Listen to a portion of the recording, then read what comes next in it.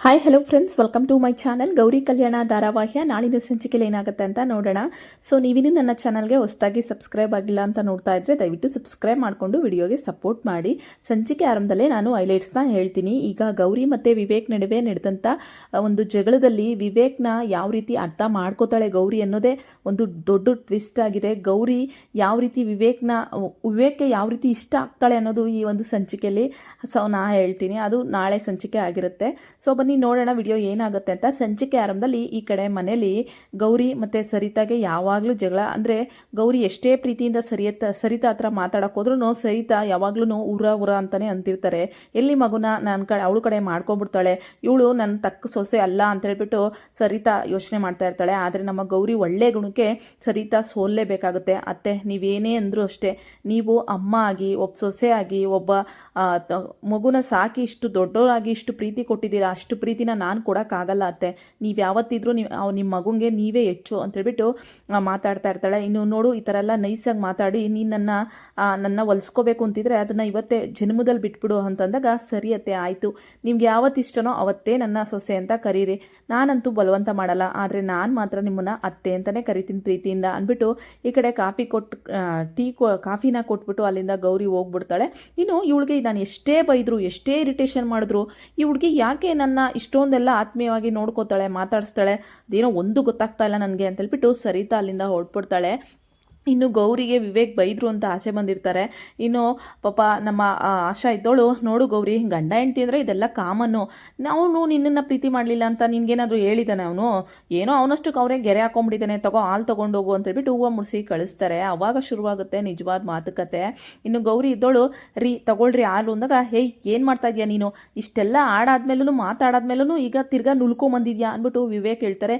ಏನ್ರಿ ಇದು, ನಾನು ನಿಮ್ಮ ಹೆಂಡ್ತಿ, ನೀವು ನನ್ನ ಗಂಡ, ಎಲ್ಲ ಸಮಸ್ಯೆನೂ ಬಗೆಹರಿದಿದೆ, ಆದರೂ ಯಾಕ್ರಿ ಈ ಥರ ಎಲ್ಲ ಮಾತಾಡ್ತಿದ್ದೀರಾ ಅಂದಾಗ, ನಿನ್ನ ಮುಖ ನೋಡಿದ್ರೆ ನಿನ್ನ ಭಾವನೆ ನೋಡಿದ್ರೆ ನಂಗೆ ಅರ್ಥ ಆಗ್ತಾ ಇದೆ ನಿನ್ನ ಮನಸ್ಸಲ್ಲಿ ಏನಿದೆ ಅಂದ್ಬಿಟ್ಟು ವಿವೇಕ್ ರೇಗಾಡ್ತಿರ್ತಾರೆ. ಹೌದಾ ರೀ, ನನ್ನ ಮನಸ್ಸಲ್ಲಿ ಏನಿದೆ ಅಂತ ನಿಮ್ಗೆ ಗೊತ್ತಾಗ್ಬಿಡ್ತಾ ಅಂದ್ಬಿಟ್ಟು ಗೌರಿ ನಾಚ್ಕೊತಿರ್ತಾಳೆ.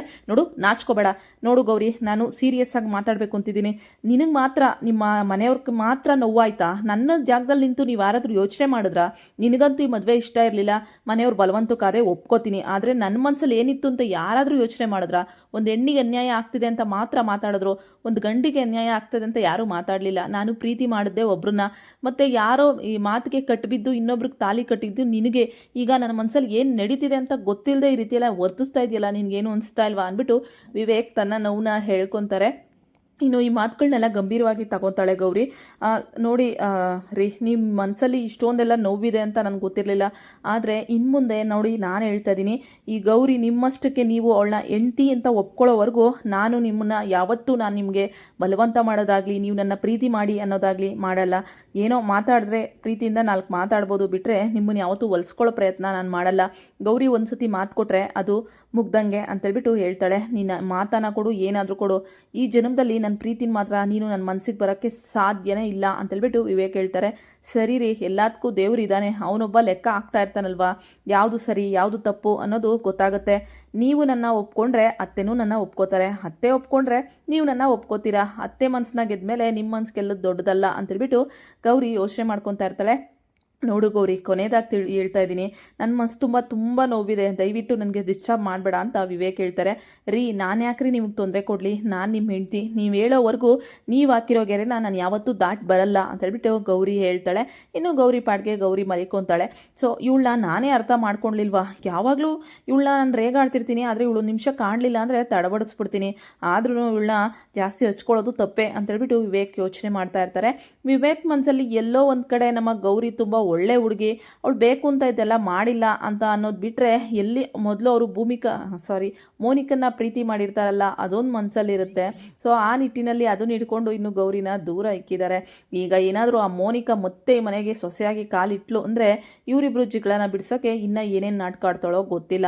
ಅಲ್ಲಿ ನೋಡಿದ್ರೆ ಅವ್ರ ಅಮ್ಮ ಮಡಗಿದ ದುಡ್ಡನ್ನ ಕದ್ದು ಮೇಕಪ್ ಕಿಟ್ನ ತೊಗೊಂಡು ಮನೆಯವ್ರ ಕೈಲಿ ಉಗಿಸ್ಕೊತಾ ಇದ್ದಾಳೆ. ಅವ್ರ ಅಪ್ಪ ಅಮ್ಮಂಗೆ ಎದುರು ಮಾತಾಡ್ತಿದ್ದಾಳೆ. ನಿಮ್ಮಂಥ ಚಿಲ್ಲರೆಗಳ ಜೊತೆ ನಾನಿದ್ದೀನಲ್ಲ, ನನಗೆ ಬುದ್ಧಿ ಇಲ್ಲ. ಇನ್ನೊಂದು ವಾರ ನಾನು ಆ ಶ್ರೀಮಂತರ ಮನೆಗೆ ಹೋಗ್ತೀನಲ್ಲ, ಆಮೇಲೆ ಈ ದುಡ್ಡನ್ನೆಲ್ಲ ನಿಮಗೆ ಬಿಸಾಕ್ತೀನಿ ಅಂತ ಹೇಳ್ಬಿಟ್ಟು ದುರಾಂಕಾರದ ಮಾತುಗಳನ್ನ ಆಡ್ತಾ ಇರ್ತಾಳೆ. ರೀ, ನಾವೇನಾದರೂ ತಪ್ಪು ಮಾಡ್ಬಿಟ್ವಾ? ಪಾಪ ಗೌರಿ ಬಾಳ್ತಾ ಇರೋ ಮನೆಗೆ ಇವಳನ್ನ ಕಳಿಸಿದ್ರೆ ಎಲ್ಲಿ ಗೌರಿನೇ ಹಾಕೊಂಡು ತುಳಿದು ಗೊತ್ತಿಲ್ಲ ಅಂದಾಗ, ಹೌದು ಒಂದು ಗೊತ್ತಾಗ್ತಾ ಇಲ್ಲ ನನಗೆ ಕಾಂತಲಕ್ಷ್ಮಿ ಅಂತ ಹೇಳ್ಬಿಟ್ಟು ಅವ್ರ ಯಜಮಾನರು ಹೇಳ್ತಾ ಇರ್ತಾರೆ. ಒಟ್ಟಿನಲ್ಲಿ ಇವಳು ಏನೇನು ಮಾಡ್ತಾಳೆ ಅನ್ನೋದು ಮುಂದಕ್ಕೆ ನೋಡಬೇಕಾಗಿದೆ. ವಿಡಿಯೋಗಳು ಇಷ್ಟ ಆದರೆ ಲೈಕ್ ಮಾಡಿ.